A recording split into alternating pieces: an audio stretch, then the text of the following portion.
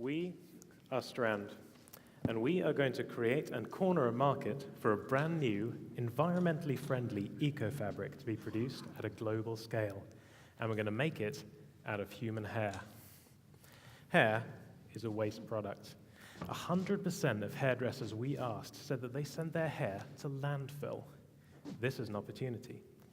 We are creating a new eco-fabric called Strand, which is 100% human hair.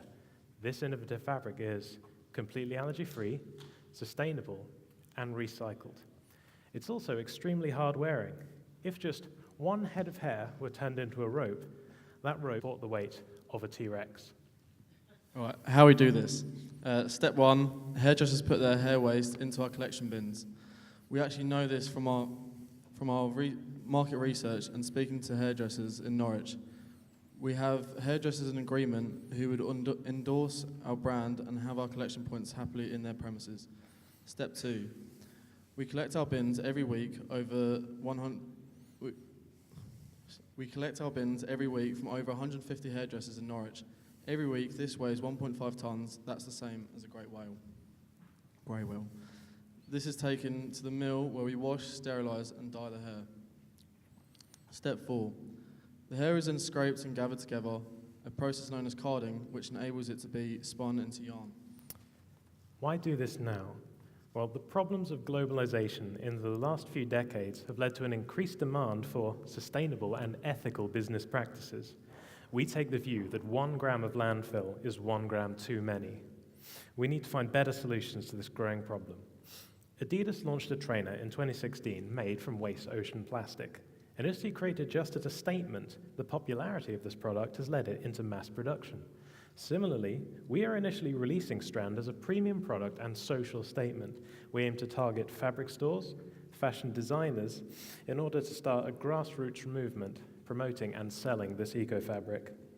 Once demand increases, our costs will come down, and we can move from a premium artisanal product into dedicated mass production.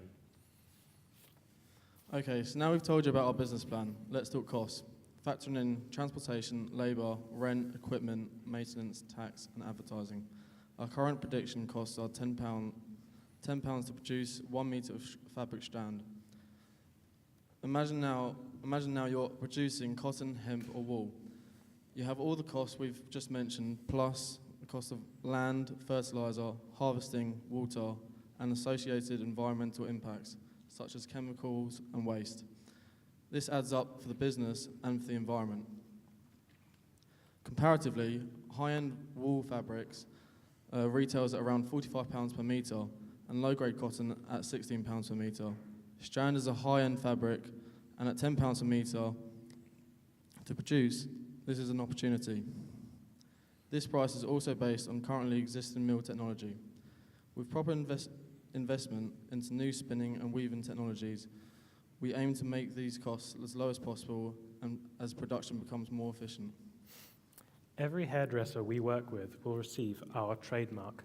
This is to be displayed proudly, showing their ethical standards, their commitment to sustainability, and their belief in the Strand philosophy. All businesses we work with will feature on our website, which also acts as a transparent hub of information and an online shop for selling fabric to private individuals and manufacturers.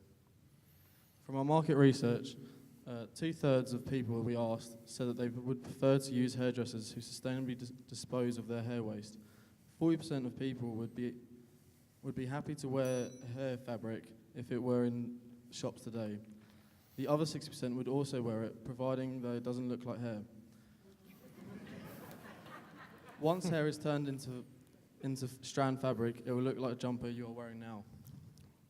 We believe in Strand. Recycling and upcycling of waste materials is now commonplace. Many people in the audience tonight will be wearing coats and fleeces made from waste materials such as plastic. This is an enterprise that is not only sustainable and ethically responsible, it is also profitable. We are Strand, spinning problems into solutions, one strand at a time. Invest in our journey. Thank you. Excellent. Nice one.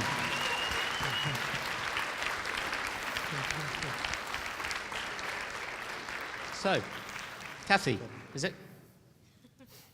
Hi guys, thank you for that. So I have a quick question more on the communications marketing standpoint. So you said that 40% of people would be happy to wear hair-based products, 60% would be okay as long as it doesn't look like hair. How big a pool of people did you ask around that? And kind of a second follow-on question is, in terms of educating the wider public about using that product, how would you intend on doing that? Yeah, so the actual people we asked were actually inside Norwich. We spent about, on that part, an hour walking out around Norwich, asking people, I think it was a series of 4 questions, whether they'd happily wear it, and that's where we found out they'd happily wear it if it didn't look like hair. So if it looked like the jumper you're wearing now, they'd wear it.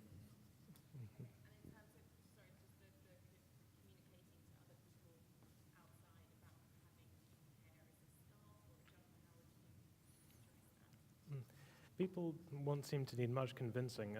The best comparison we can give is llama hair, which is currently used as a fabric, and it's actually, in terms of appearance and feel and texture, pretty much exactly how human hair feels.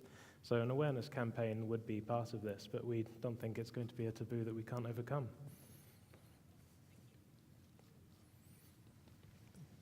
Great, thanks. Cheers. Well done, Strand.